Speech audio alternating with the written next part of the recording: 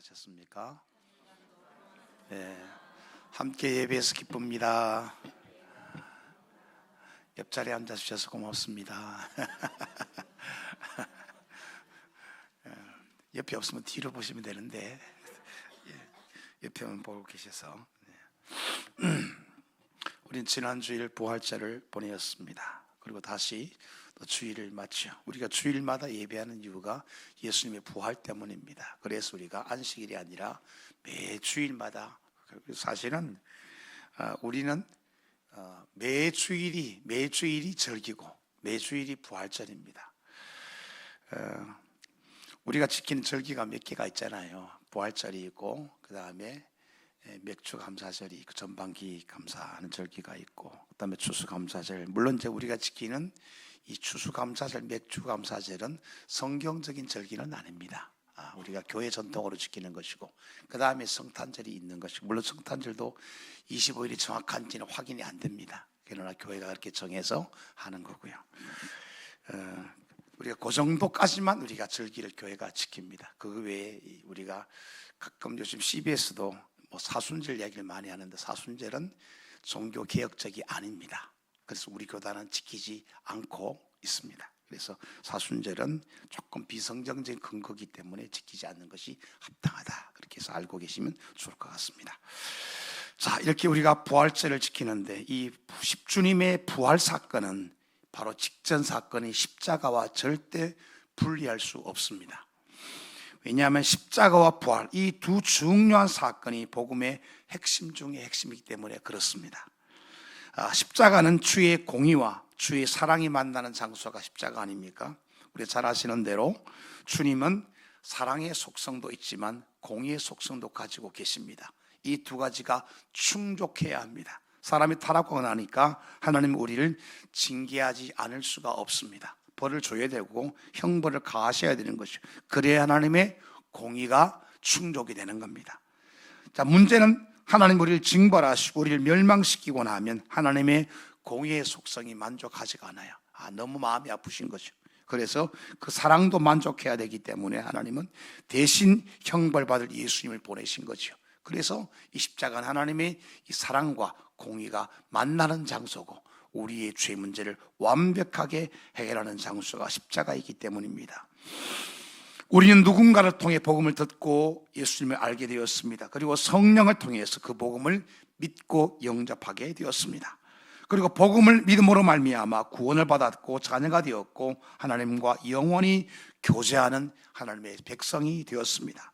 그래서 우리가 복음은 우리의 구원을 위해 반드시 믿어야 할 내용이 복음이라고 할 수가 있겠습니다. 복음을 가장 잘 정의하고 있는 구절이 있는데 한번 성경을 찾겠습니다. 고린도서 15장 조금 뒤로 넘기셔서 15장 1절에서 4절까지를 같이 한번 읽어보도록 하겠습니다. 준비되셨나요? 읽겠습니다. 시작. 형제들아, 내가 너에게 전한 복음을 너에게 알게 하노니 이는 너희가 받은 것이요 또 그 가운데 선 것이라. 너희가 만일 내가 전한 그 말을 굳게 지키고 헛되이 믿지 아니하였으면 그로 말미암아 구원을 좀 더 힘있게, 내가 받은 것을 먼저 너에게 전하였노니 이는 성경대로 그리스도께서 우리 죄를 위하여 죽으시고 장사하시는 바 되셨다가 성경대로 사흘 만에 다시 살아나사. 아멘. 그렇습니다. 3절과 4절을 보시면 예수 그리스도께서 성경의 언약대로 우리 죄를 위해 죽으셨고 성경대로 부활하셨다. 이것이 복음의 핵심 중에 핵심인 줄 믿습니다. 자, 우리 죄를 위해 구원하시기 위해서 그리스도께서 성경대로 이 땅에 오셔서 고난을 다 당하시고 십자가에 죽으시고 장사 지낸 바 되셨다가 또 성경의 약속대로 3일 만에 다시 살아나는 사건이 바로 십자가와 부활 사건이요 복음의 핵심 중에 핵심이라고 하는 것입니다. 이 사건이 우리에게 이렇게 기쁨이 되는 소식이 이유는 뭡니까? 이 사실을 듣고 깨닫고 믿는 자마다 구원을 받고 영원히 하나님과 교제할 수 있는 생명을 얻게 되기 때문인 겁니다. 여기는 인종도 혈통도 부자도 가난한 자도 지위의 높고 낮음도 아무 상관이 없습니다. 그래서 오늘 복음의 핵심인 그 십자가에 대해서 함께 잠시 은혜를 나누려고 합니다. 오늘 본문 돌아오셔서 18절 말씀을 같이 한번 읽겠습니다. 시작. 십자가의 도가 멸망하는 자들에게는 미련한 것이요 구원을 받는 우리에게는 하나님의 능력이라. 아멘. 니콜라우스 진젠도르프라고 하는 분이 있습니다. 독일 사람이고 18세기에 경건운동을 주도했던 신실한 그리스도인입니다. 그는 귀족이었고 백작의 지위를 받은 사람이죠. 그래서 우리가 진젠도르프 백작이라고 부릅니다.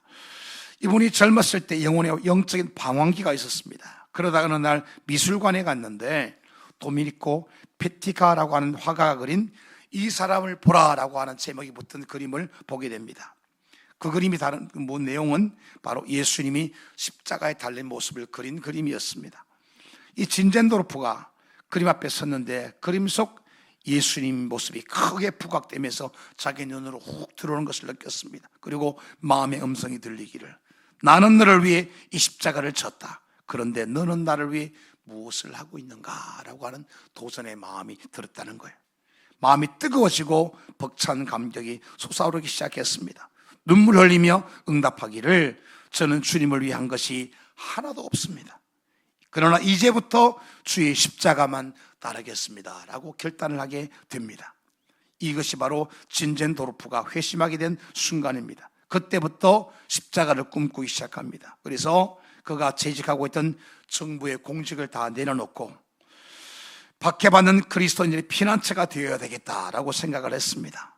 그리고 주님이 보호하시는 곳이라는 의미가 있는 헤론후트 공동체를 이분이 만들고 그때부터 경건 생활과 선교 생활에 전력 질주를 하게 됩니다. 그래서 이분을 통해 만들어진 교단이 모라비안 교도가 된 거죠. 자, 헤론후트 공동체는 지금도 유지되고 있습니다. 아마 몇 년 전에 제가 저 뒤에다가 빨간색 별을 아마 성탄지를 처음에 달아드린 적이 있는데 모양이 너무 별로 안 예쁘다고 그래서 그냥 떼어버리긴 했습니다만 의미를 몰라서 그렇습니다. 이 헤론후트 공동체가 지금도 매일 24시간 기도를 1년 내내 돌아갑니다. 계속 기도하고 기도해가지고 기도가 쉬지 않는 공동체가 24시간인 이 헤론후트 공동체인데 여기서 우리나라의 통일을 위해서 기도하고 있습니다. 계속 기도해요. 그리고 많은 사람을 선교사로 파송을 했기 때문에 자녀들만 남아있는 경우가 너무 많은 거예요. 그래서 그 선교를 후원하기 위해서 별을 만든 거예요. 독일 가정에는 그래서 거의 성탄절 되면 그 별을 다 단다고 합니다. 그리고 그 돈을 가지고 선교를 후원하고 자녀를 키워내는 거예요. 그게 이제 헤론후트 공동체입니다. 자, 바로 이 모라비안 교도나 이 헤론후트 공동체가 바로 진젠도르프 백작의 십자가 사랑과 꿈에서 나온 것이라고 할 수 있는 것이 지금까지도 그 영적 개성이 계속 이루어지고 있습니다. 십자가를 어떻게 생각하고 계십니까? 오늘 십자가를 좀 생각해 보려고 하는 것이죠. 첫 번째 십자가는 뭡니까? 십자가는 헬라어로 스타우로스라고 부릅니다. 영어로는 크로스라고 부르죠. 이 스타우로스는 그 뜻이 세우는 말뚝이라는 뜻입니다. 예수님 당시 십자가는 크게 두 가지가 있었습니다. T자형 십자가, 위가 없는 거, T자로 된 거. 그 다음에 우리가 아는 십자형의 십자가가 있습니다. 나중에 X자형도 나왔다고 하죠. 자, 예수님이 달린 십자가는 알려지기로는 3m 정도의 긴 막대기는 이미 꽂혀져 있고 가로로 된 십자가를 져야 할 자기가 지고 가는 겁니다. 지고 우리 이제 보통 이제 부활절하면 이 십자가 통째로 지고 가는데 그건 성경적이 아닌 것 같아요. 가로만 쳐야 돼요. 가로만. 네, 가로만 지고 가는데 요즘 십자가 행사할 때 보면 뒤에 바퀴를 달았더만요. 그래 바퀴 잘 굴러가도록 그렇게 하는데 그건 조금 왜 하는지 모르겠습니다. 그리고 3m 정도의 말뚝 진주라고 하는 말뚝에다가 횡목을 갖다 얹어요. 그리고 거기에 못이 박히게 되는 거죠. 그런데 죄수 자신이 그 횡목 가로나무를 자기가 직접 메고 골고다까지 올라가야 했던 겁니다. 주님이 그걸 가지고 힘들어서 누굽니까? 대신 십자가를 진 사람? 아리마다 요셉이 대신 지게 되었던 거죠. 그리고 횡목을 이제 그 위에 꽂아서 세우고 그 위에 제사를 못 박습니다. 그래서 십자가를 스타우로스, 즉 세우는 말뚝이라고도 부르게 된 거죠. 자, 예수님은 십자가에 못 박힌 이후 6시간 만에 운명을 했습니다. 매우 사실 어떻게 보면 매우 상당히 짧은 시간이라고 볼 수 있습니다. 그 이유는 벌써 못 박히기 전에 엄청난 고문을 당했기 때문에 빨리 운명했었을 것으로 짐작이 되는 것이죠. 근데 종종 해가 질 때까지 죽지 않은 죄수들도 있다고 합니다. 유대법에, 율법에는 해가 진 다음에는 둘 수 없기 때문에 그렇게 되면 다리를 꺾어서 기절시키거나 죽여서 이제 다시 매장을 하게 되는 것이죠. 그러니 십자가 형벌이 얼마나 아주 흉악한지 흉측한지 모릅니다. 그래서 아무나 십자가형을 처형하는 것이 아니고 반란자들이나 흉악범들에게만 제한적으로 십자가형을 처한 것으로 알려져 있습니다. 왜냐하면 그 모습 보고 다시는 반란을 꿈도 꾸지 못하도록, 야, 반란 체하면 큰일 나는구나, 이 정도의 뭔가 사인을 주기 위해서이라고 보여지죠. 자, 그런데 예수님이 그 십자가형을 언도받은 것입니다. 흉악범 같은 반란자 같은 취급을 받으신 것이죠. 당시 사람들에게 예수가 하나님의 아들이니까 그를 믿으라고 말했으니 이것을 본 사람들 누가 그 말을 듣고 예수님을 믿으려고 했겠습니까? 예수님은 흉악한 죄인처럼 취급을 당했는데, 그리고 이 복음, 이 십자가 복음 받아들이기에 많은 사람이 거부감을 가졌을 거예요. 아니, 십자가 못 박혀 죽은 사람을 왜 믿어야 돼? 이렇게 되는 거기 때문입니다. 자, 그러므로 우리가 예수를 믿으려고 하면 이 십자가의 의미와 뜻부터 이해해야 하는 겁니다. 그래야 십자가의 믿음이 우리 안에 싹트게 되기 때문입니다. 십자가는 하나님의 아들 예수께서 죽음을 생명으로 싹 틔우는 지점이 바로 십자가인 것입니다. 그 십자가 때문에 오늘 우리가 존재하고 십자가 때문에 구원을 받게 된 것을 믿으시기 바랍니다. 죄인인 우리가 하나님의 자녀로 변화될 수 있었던 것도 십자가 사건 때문입니다. 그런데 이 십자가가 내 것이 아니라면 우리의 신앙은 다 허물어질 수밖에 없습니다. 그 십자가가 흉악범이나 강도가 달렸다면 그 십자가는 아무런 의미가 없는 것이 되는 겁니다. 아무 흠없는 하나님의 아들 예수님이 달렸기 때문에 그 십자가가 우리의 십자가가 되고, 그 십자가가 죄사함의 십자가가 되고, 그 십자가가 능력과 구원과 은혜의 십자가가 되는 것입니다. 우리 신앙인들은 이 십자가의 고백이 분명해야 하겠습니다. 자, 그런데 본문에 보니까 이 십자가에 대한 두 반응이 나와요. 첫 번째는 십자가는 무익하다고 하는 반응이 나옵니다. 또 한 가지는 십자가 하나님의 능력이라는 반응이 읽었던 18절에 나와 있습니다. 오늘도 다르지 않습니다. 본문은 그 점을 말씀하고 있고, 본문은 십자가에 대해서 이렇게 규정합니다. 십자가의 도가 멸망받는 자에게는 미련하게 보인다. 그러나 구원받는 자들에게는 하나님의 능력이다 라고 말씀하고 있습니다. 사도 바울 시대에도 여전히 복음 전파하기에 어려움이 많았습니다. 왜냐하면 그 시대 사람들이 이 복음을 이해하기가, 받아들이기가 쉽지 않았기 때문입니다. 자, 복음은 그 시대의 기준에서 보면 새로운 이론이죠. 새로운 종교입니다. 새로운 신앙이기 때문에 한 이론이나 한 종교가 어느 지역에 정착하려면 상당한 시간이 필요하고 적응 기간이 필요한 것입니다. 당시 유대인들은 율법에 아주 익숙한 삶을 살았죠. 율법에 잘 길들여졌기 때문에 율법을 철석같이 믿었습니다. 또 율법이 그들에게 생명과 같고 신앙의 중심이었습니다. 율법이 삶 자체이고 율법이 종교고 율법이 국가였다 해도 과언이 아닙니다. 율법 없이는 삶의 이유가 없습니다. 자, 그리고 당시 헬라인들, 그리스 사람들은 오랫동안 지혜 철학 이론이 밑바닥에 깔려 있었기 때문에 지혜를 얼마나 숭상하는지 몰라요. 그런 사람들에게 복음이 먹힐 리가 없는 것이요. 쉽지 않습니다. 복음이 쉽게 받아들여지지가 않습니다. 복음의 교수격인 자기들 입장에서 예수라는 사람이 십자가에 흉측하게 못 박혔는데 우리가 뭘 믿어야 되느냐고 생각하는 것입니다. 우리나라도 과거 선교사님들 보고 뭐라고 불렀어요? 맞춰보세요. 서양 귀신. 예, 머리도 막 하얀색 머리도 있고 금발도 있고 눈도 시빠르고 귀신들, 서양 귀신들이 왔다 그랬잖아. 그 선교사님들이 그 사람 자체를 받아들이기 힘드니까 선교 사람들이 전하는 복음 받아들이기가 얼마나 어려웠겠어요. 쉽지 않은 것이요. 그 시대는 이 두 부류가 문제였습니다. 첫 번째는 유대인이죠. 22절 보니까 유대인은 뭘 구해요? 유대인들은 표적을 구하고, 유대인들은 장차 올 메시아가 모세처럼 기적을 일으키고 홍해도 가르고 재앙도 내리고 그런 모습을 오지 않을까 막연히 기대를 하고 있었습니다.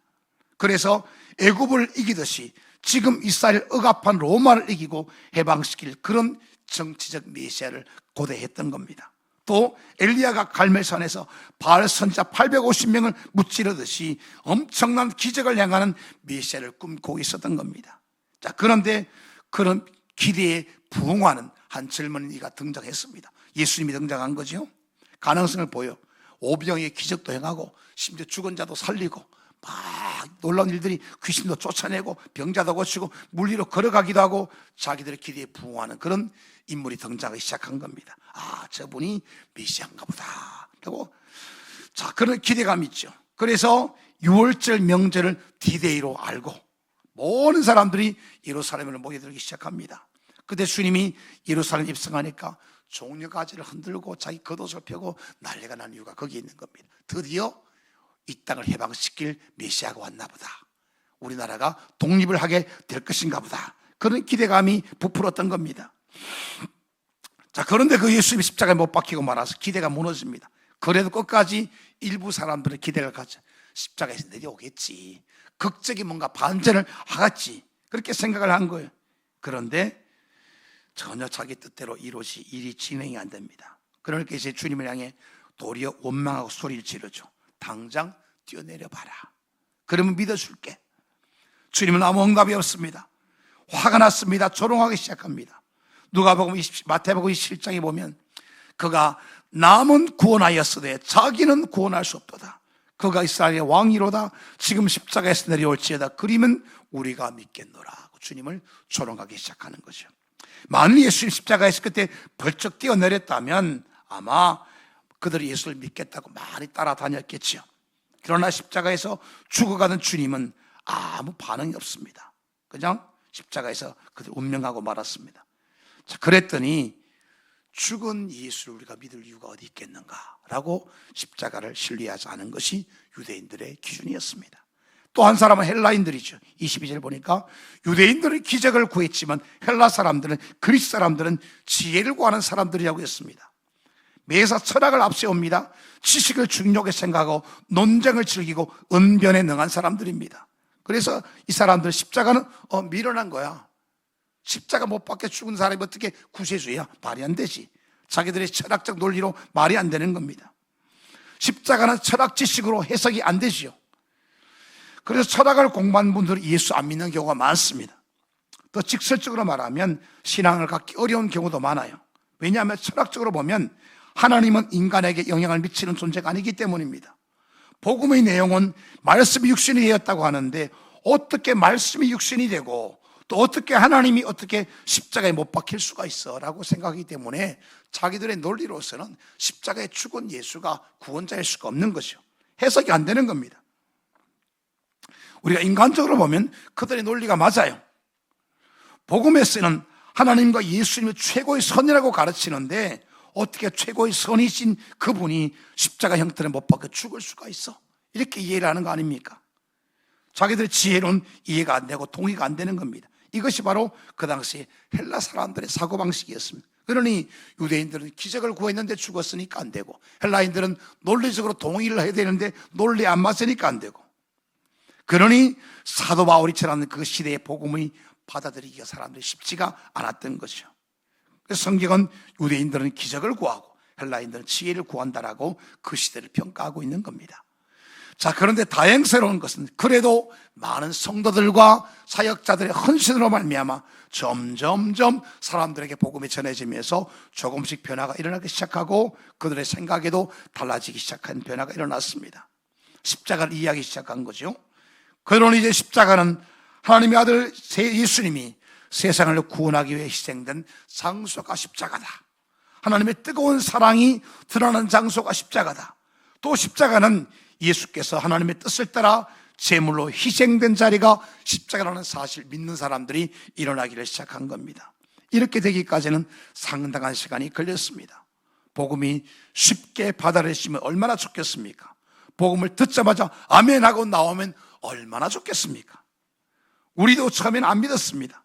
그러다가 시간이 가면서 점점 조금씩 십자가의 의미가 이해되고 깨달아지기 시작하면서 믿음이 생기게 된 것이죠. 그런데 유감스러운 것은 오늘 우리 신앙인들도 그 당시 유대인들처럼 믿기는 믿지만 기적을 구하고 믿는다고 하는데 헬라인들처럼 지혜를 구하는 경우도 없지 않다는 겁니다. 어느 교회 가면 병을 잘 고친다라 소문만 나보십시오. 2단이 3단이 개의치 않습니다. 얼마나 많은 사람이 우르르 몰려가는지, 뭐 희한한 일이 한번 생겼다라고 하면 얼마나 많은 사람들이 몰려가는지 몰라요. 성경을 잘 가르친다는 소문만 나면 죄사함 거듭남의 비밀도 괜찮다고 몰려갑니다. 그 순간 그런 분들에게는 십자가의 의미는 사라지고 없는 거예요. 기적만 있다면, 특별한 희한한 가르침만 했다면 좋은 겁니다. 그것이 헬라인의 신앙이고 유대인들의 신앙이 오늘 여전히 드러나고 있다고 볼 수 있는 것입니다. 그래서 우리는 물어야 합니다. 나는 정말 십자가의 의미를 알고 그 십자가를 따라가고 있는가? 나는 없던 십자가를 믿고 있는가? 그러면 십자가를 뜨겁게 믿으려면 어떻게 해야 되는가? 우리 십자가를 묵상하고 십자가를 꿈꾸어야 합니다. 진젠도르프 백작처럼 그래야 합니다. 오늘 우리 많은 성도님들 보면 손자, 손녀의 사진이 카톡 부사로 저장되어 있을 겁니다. 또 뭐 젊은 친구들은 아마 자기가 좋아하는 연예인들이 거기에 또 있을 수도 있죠.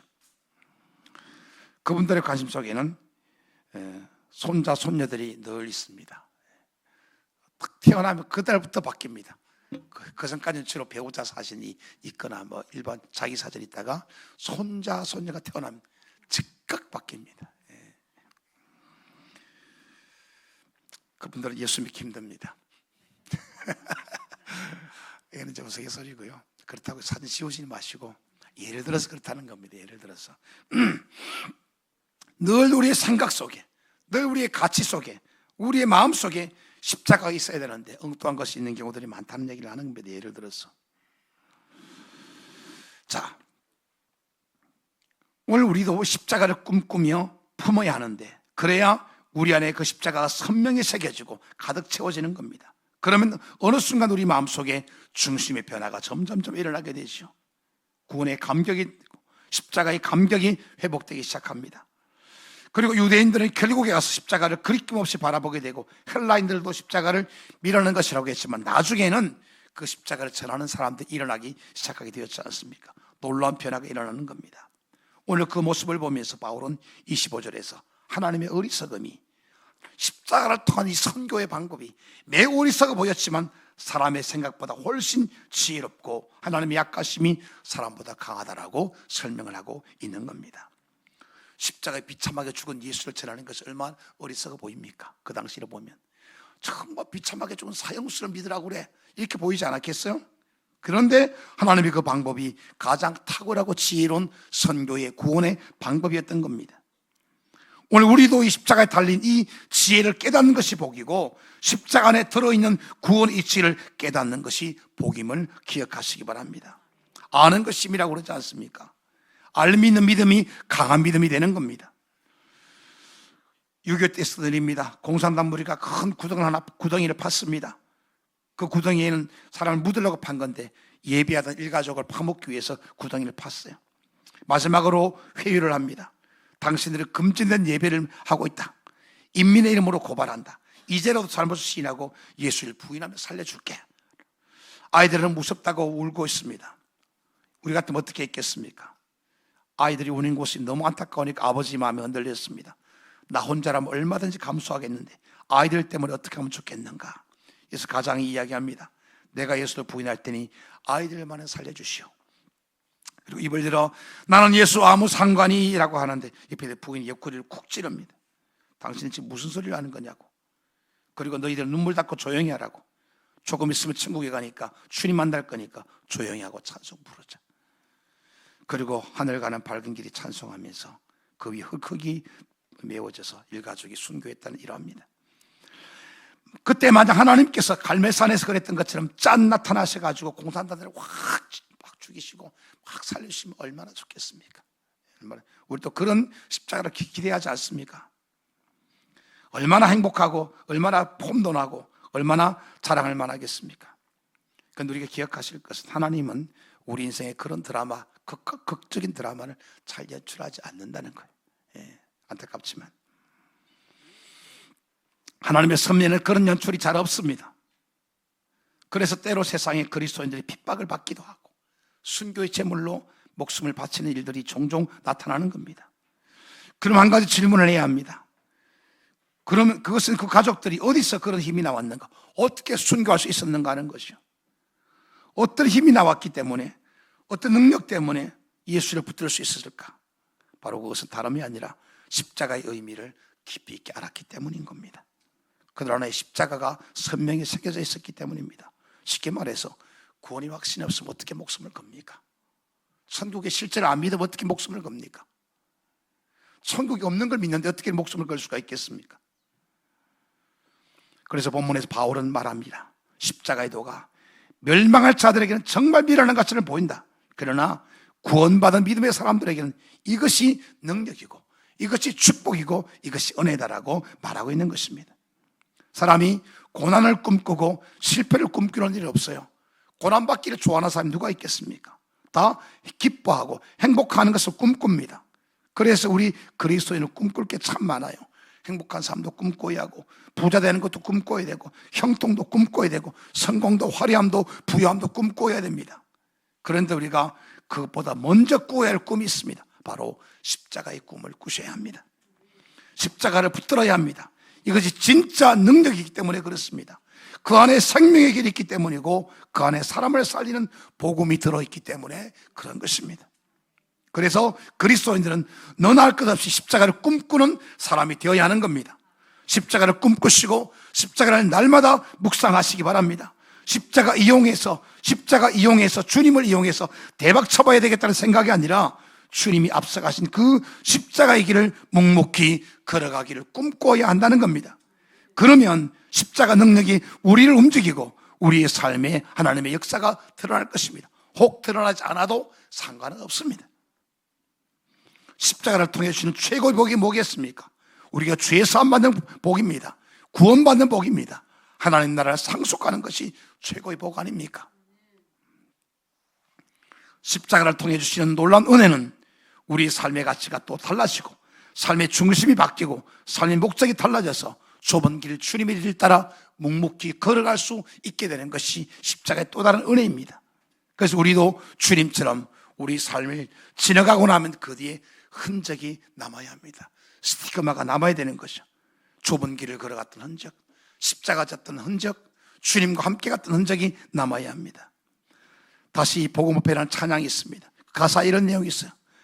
많은 이들을 말하고 많은 이들 노래는 하지만 정작 가지 않는 길이라고.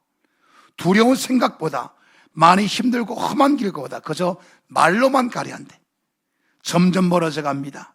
내게 생명 주었던 그 길이 점점 이용하려 하니 내게 생명 주었던 그 길. 십자가 길을 안 가려고 하고 많은 사람이 이용해버리고 간다는 경우가 많다는 겁니다. 우리가 예수 믿는 목적이 뭡니까? 신앙생활하는 목적이 뭡니까? 우리는 어떤 십자가를 꿈꾸고 있습니까? 어떤 십자가를 묵상하고 있습니까? 우리가 정말 꿈꾸고 품어야 할 십자가는 표적을 구하던 유대인들의 십자가도 아니고 기적을 구하던 십자가도 아니고 지혜를 구하던 헬라인들의 십자가도 아니어야 합니다. 구원을 주는 능력의 십자가를 붙드셔야 합니다. 우리의 삶을 변화시키는 십자가를 꿈꾸셔야 합니다. 그리고 이 능력의 십자가를 우리가 자랑할 수 있어야 합니다. 아무 결과가 없다 할지라도 뭔가 대박치는 일이 없다 할지라도 그저 나를 살리신 십자가의 은혜, 나를 변화시킨 십자가의 은혜, 그것만으로 충분히 만족할 수 있어야 하고 그 십자가를 꿈꾸며 살아가는 것이 신실한 그리스도인들의 삶이 아니겠습니까? 예수 때문에 손해보리라. 십자가 때문에 손해 좀 보면 어때? 이런 결단이 있으면 좋겠습니다. 물론 하나님 은혜도 있습니다. 복 주심도 있고 없다는 뜻이 아니라 우리가 그것을 추구하고 갈 것이 아니라 우리는 주님이 가신 좁은 길의 십자가를 꿈꾸며 추구하며 나가야 합니다. 하나님이 보너스 주시는 것은 감사한 일이고 혹 주지 않으셔도 괜찮다, 충분하다. 왜? 이미 우리는 십자가의 은혜로 구원을 받았고 하나님의 자녀가 되었기 때문입니다. 이것만으로 충분하지 않습니까? 부족합니까? 그 남은 것이 풍성에 채워지지 않아도 괜찮습니다. 그러나 물론 하나님은 은혜로우신 분이셔서 우리 필요도 아시고 어려움도 아십니다. 하나님이 방관자는 아니실 것이나 그러나 우리는 십자가를 먼저 꿈꾸고 나가야 합니다. 십자가로 오늘도 날마다 주님의 길을 따라가며 주님과 함께 승리하는 저와 여러분 되시기를 주님 이름으로 축원합니다. 아멘.